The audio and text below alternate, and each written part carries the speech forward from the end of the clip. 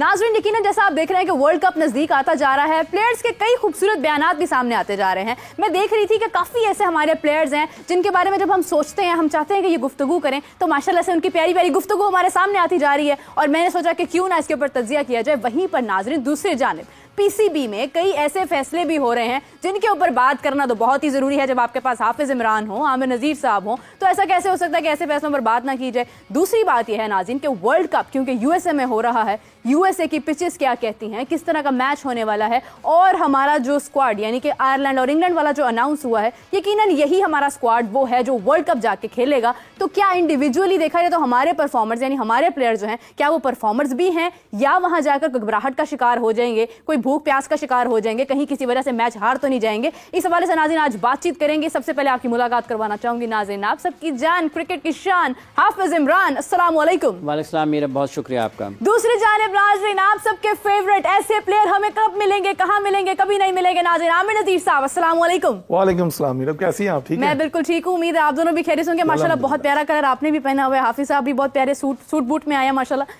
अच्छा लग रहा है देख के। आपके प्रोग्राम की रौनक है। हाय क्या बात है, ये तो बहुत प्यारी बात कर दी उन्होंने, एनर्जी पैदा कर दी है मेरे अंदर। सबसे पहले तो आमिर साहब आपसे जानना चाहूंगी मैं, माशाल्लाह से प्रोग्राम तो हमारा बहुत अच्छा है, आप अच्छे हैं, मैं अच्छी हूँ, हाफिज साहब अच्छे, लेकिन एक ऐसा बयान आया आज जो सुन के मुझे थोड़ी सी टेंशन सी हुई।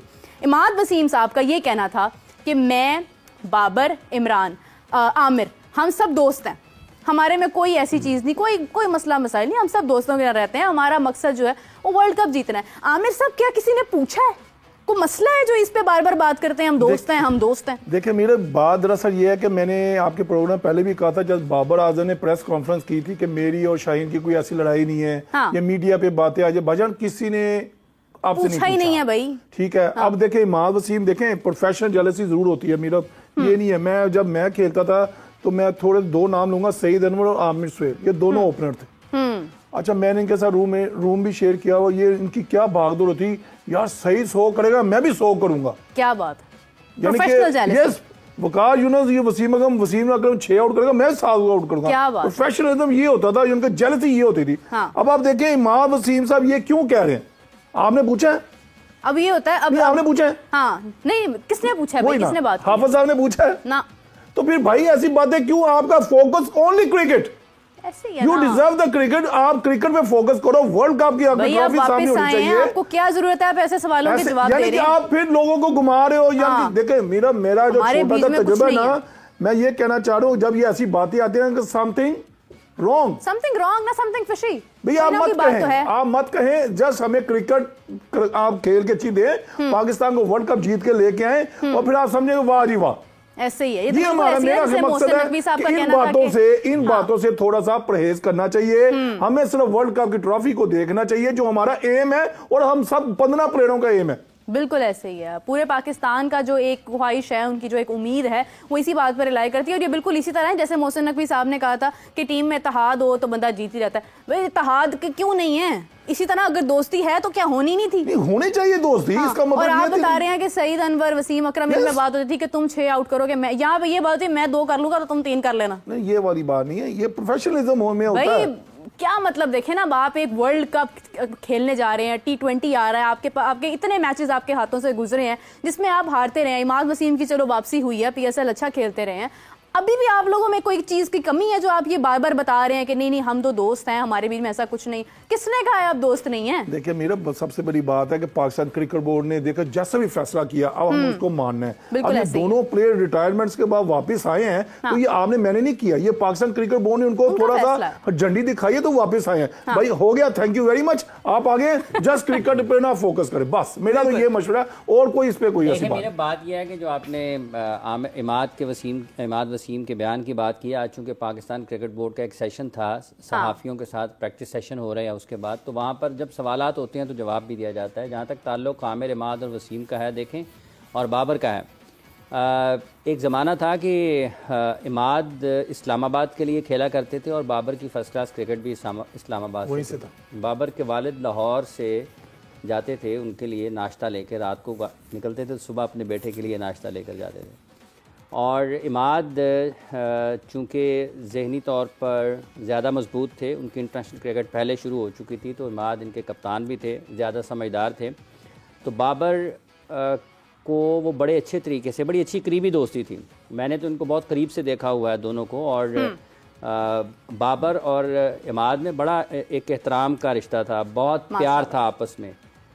लेकिन बाद में चीज़ें बदलती हैं। इसी तरीके से आप देखें कि जब 2017 की चैंपियंस ट्रॉफी का आप फाइनल देखते हैं तो आमिर उस वक्त पाकिस्तान के टॉप स्टार थे, टॉप क्रिकेटर थे उस वक्त, ठीक है। उस वक्त बाबर वो बाबर नहीं थे जो आज के बाबर हैं। बिल्कुल ऐसे ही। तो ये चीज़ें बदलती हैं। अगर बाबर ऊपर गए हैं तो वो अपनी परफॉर्मेंस की वजह से गए हैं। आज अगर उनको लोग ज़्यादा पसंद करते हैं तो उसकी ये वजह ये है कि उन्होंने रन्स किए हैं। हाँ। उन्होंने पाकिस्तान की 4 साल तक कप्तानी की है। इमाद और आमिर उनकी कप्तानी के हवाले से नाकिद रहे हैं। उनके गुज़िश्ता चंद बरसों में मुख्तलिफ टेलीविजन चैनल्स पर जब वो बोलते रहे हैं तो उन्होंने उनकी कप्तानी को तनकीद का निशाना बनाया है।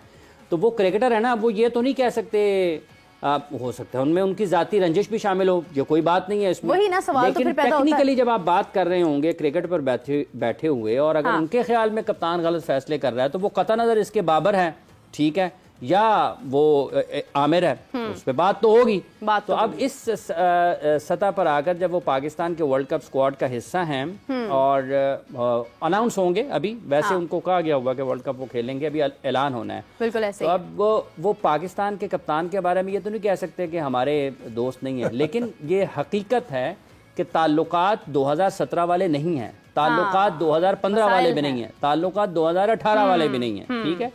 इमाद अगर ये समझते हैं कि 4 साल या 3 साल उनको इंटरनेशनल क्रिकेट में मौका नहीं मिला और उनकी जगह किसी और खिलाड़ी को मौका मिलता रहा है तो वो उसमें हक बजानिब होंगे, क्योंकि जिस खिलाड़ी को मौका मिला क्या वो कारकर्दगी की बुनियाद पर खेलते रहे, तो फिर सवालात उठते हैं, फिर कप्तान की तरफ आते हैं। बिल्कुल ऐसी है।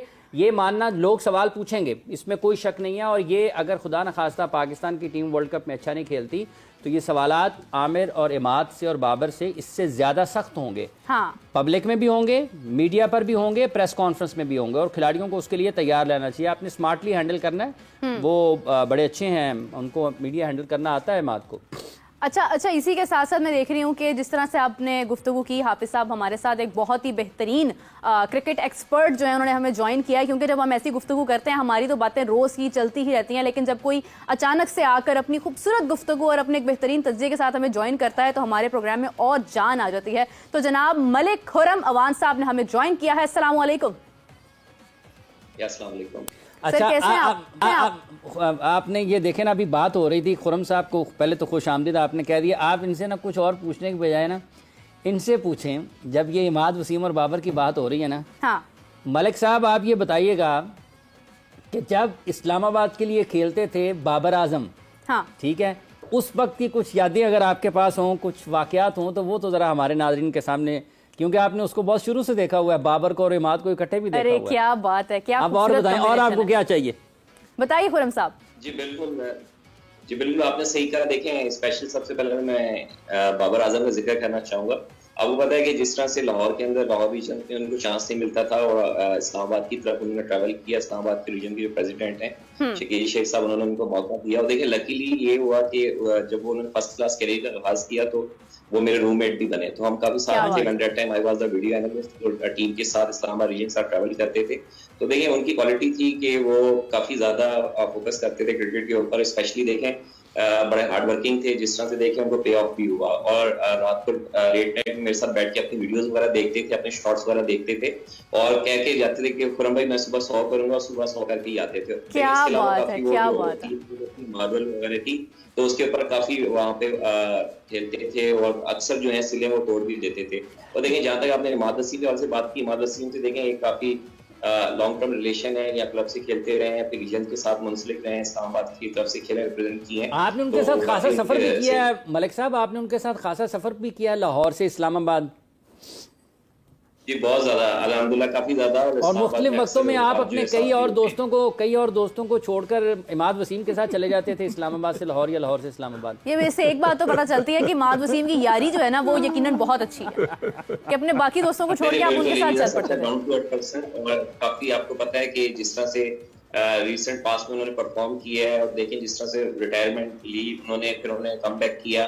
स्पेशली पीएसएल में देखें इन्होंने बैट और बॉल से दोनों से उन्होंने परफॉर्म किया। स्पेशली आखिरी जो 3 मैच देखे गए, ठीक है, आपको पता है कि पहले भी ऑलराउंडर रहे हैं, टॉप रैंकिंग में नंबर 1 रहे हैं, और देखें ऑल क्रेडिट जाता है इमाद वसीम को, जिस तरह के उनके अंदर पोटेंशियल है। देखें ऑटोमेटिक चॉइस है पाकिस्तान टीम में। आपको पता है कि दूसरा आपको वर्ल्ड कप हो रहा है वहाँ पे वेस्ट इंडीज कैरेबियन के अंदर, और दूसरा अमेरिका के अंदर, वहाँ की विकेट जो है काफी उनके लिए सुटेबल है, काफी वहाँ पे सीपीएल वगैरह खेलते हैं, वहाँ के टॉप परफॉर्मर है, इसके बाद काफी लीग क्रिकेट वगैरह खेलते हैं और काफी पहले भी इंग्लैंड जाते रहे हैं, और ऑन एंड ऑफ जो है काफी ज्यादा इनके जो है प्रैक्टिस सेशंस भी यहाँ पे बिल्कुल सही खुरम साहब। वो तो जाहिर सी बात है कि जिस तरह से माशाल्लाह उनकी परफॉर्मेंस है, यही एक रीजन है कि हमारे पास कहीं ना कहीं कमी थी और हमने इमाद को शामिल किया अपने साथ। लेकिन अभी जिस तरह से इमाद का ये कहना है कि मेरे में, बाबर में और आमिर में कोई रंजिश, कोई मसला नहीं, हम अच्छे दोस्त हैं, तो आपको लगता है कि क्या कोई ऐसी बात हुई है इनमें जिसकी क्लैरिफिकेशन देते हैं ये?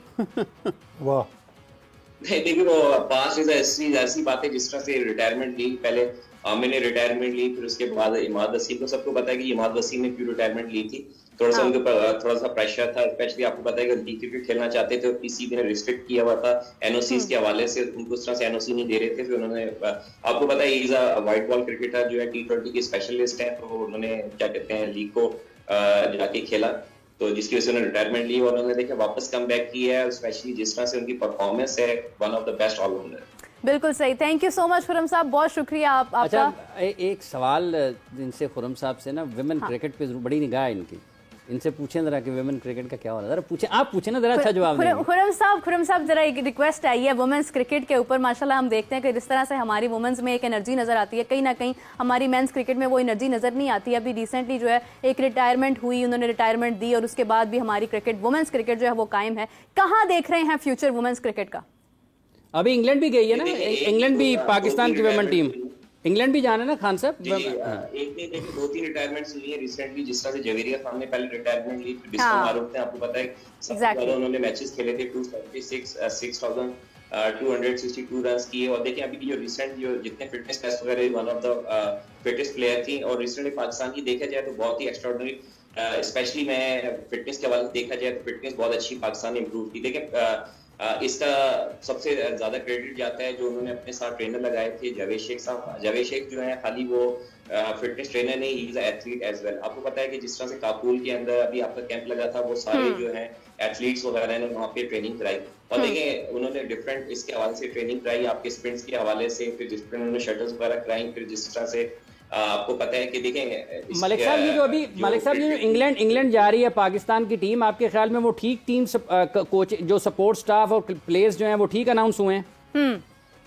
देखिए उसके अंदर थोड़ा सा मैं जरूर अनफॉर्चुनेट कहूंगा, मैं कोचिंग स्टाफ पढ़ रहा था कि उसके अंदर देखिए ट्रेनर आपके मिस हैं, और स्पेशली देखिए आप इंग्लैंड के अंदर जा रहे हैं, जिस तरह से आपकी टीम की फिटनेस काफी इंप्रूव हुई है। स्पेशली देखिए मैं T20 के हवाले से बताना चाहूँ कि फर्स्ट टाइम जो है पाकिस्तानी T20 के अंदर जो है 13 जो है 3 रन लिए हैं। देखिए वैसे तो 75 यार्ड की बाउंड्री होती है और 65 यार्ड की बाउंड्री के अंदर लिए हैं, और दूसरा ये कि इन्होंने 22 जो है डबल्स लिए हैं, तो ये क्रेडिट जाता है। दूसरा जिस देखिए नेल बैटिंग मैच में थोड़ा सा देखिए वनडे सीरीज अनफॉर्चुनेट रही, वहाँ पे उनकी कैप्टन जो है उनको क्रेडिट जाता है, जिस तरह उन्होंने हैरी मैथ्यूज उन्होंने डोमिनेट किया, फिर टेलर हो गई, फिर सारा कैम्बल हो गई, उनकी काफी ज्यादा परफॉर्मेंस रही। उन्होंने पहले मैच में भी 140 किया, दूसरे में अभी उनकी 44 रन की परफॉर्मेंस रही, तीसरे में 141 किया। तो पाकिस्तान ने थोड़ा सा दूसरे मैच में रेजिस्ट किया, हालांकि 2 मैच में उनको डोमिनेट किया। अगर आप T20 में देखें तो पाकिस्तान की जो स्टार्टिंग के जो 3 मैच हैं काफी नेल बैटिंग मैच हुए, थोड़ा सा पाकिस्तान अनफॉर्चुनेट रहा कि उस तरह से पाकिस्तान जो है वो फिनिश नहीं कर पाया, बड़े क्लोज मार्जिन से मैच हुए, तो पाकिस्तान ने एक मैच भी बहुत अच्छी जीती। और दूसरा देखिए फिटनेस के हवाले से जहां तक फिटनेस काफी इंप्रूव हो रही है। एक तरफ देखिए क्रिकेट बोर्ड जो है रीजन्स के अंदर जो है fitness and strength and trainers को जो है वो लागू करना चाहते हैं, और दूसरा देखिए इंग्लैंड के अंदर टीम जा रही है, उसके अंदर आपके जो है ट्रेनर जो है स्ट्रेंथ एंड मिसिंग है। बिल्कुल सही, बिल्कुल सही। खुरम साहब बहुत शुक्रिया आपका, बहुत शुक्रिया। बड़ा अच्छा लगता है जब कोई पॉजिटिव गुफ्तगू भी होती है हमारी क्रिकेट के बारे में। लेकिन हाफिज साहब, जहाँ पर इतने अच्छे फैसले पीसीबी की तरफ से हो रहे हैं, ट्रेनिंग की बात हो रही है, फिटनेस की बात हो रही है, यहाँ पर आपने भी रिसेंटली सुना होगा कि नाइला भट्टी ने अपनी रिटायरमेंट दी है, और सुनने में आ रहा है कहीं से कोई एक ना परिंदा आके मुझे बस बता जाता है कुछ बातें, फिर मैं सवाल करने पर मजबूर हो जाती हूँ कि सुनने में आ रहा है कि उन्होंने ये जो इस्तीफा दिया है, यानी कि जिस तरह से उन्हें मुस्ताफी होने का कहा गया है, उसमें किसी दबाव में उन्होंने ये फैसला दिया। आप क्या कहेंगे इस हवाले से?